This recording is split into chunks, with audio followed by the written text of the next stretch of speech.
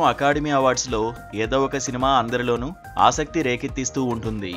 అత్యధిక నామినేషన్స్ పొందడం వల్ల కానీ, ఆస్కార్ అవార్డుల కంటే ముందు సాగే వేరే అవార్డులు సాధించడం వల్ల కానీ ప్రతి ఏటా కొన్ని సినిమాలు ఆస్కార్ బరిలో ఆసక్తిని కలిగిస్తుంటాయి. 97వ ఆస్కార్ అవార్డుల్లో ఫ్రెంచి సినిమా ఎమిలియా పెరెజ్ ఈసారి అందరి దృష్టిని ఆకర్షిస్తోంది.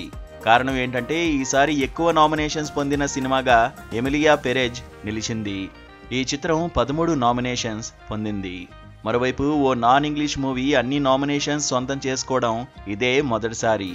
ఇంతకుముందు 2000లో యాంగ్ లీ రూపొందించిన Chinese martial arts movie crouching tiger hidden dragon, 2018లో తెరకెక్కిన స్పానిష్ సినిమా రోమా చిత్రాలు 10 ఆస్కార్ నామినేషన్స్ సొంతం చేసుకున్నాయి. వాటి రికార్డును ఇప్పుడు ఎమిలియా పెరెజ్ బద్దలు కొట్టింది. అందువల్ల అందరి చూపు ఎమిలియా పెరెజ్ వైపు సాగుతోంది.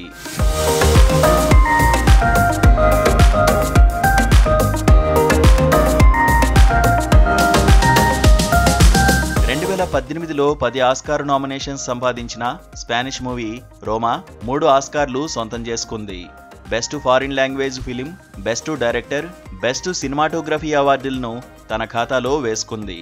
దీనికంటే ముందు 2000వ సంవత్సరంలో 10 ఆస్కార్ నామినేషన్స్ పొందిన Chinese martial arts picture crouching tiger hidden dragon 4 ఆస్కార్లను అందుకుంది.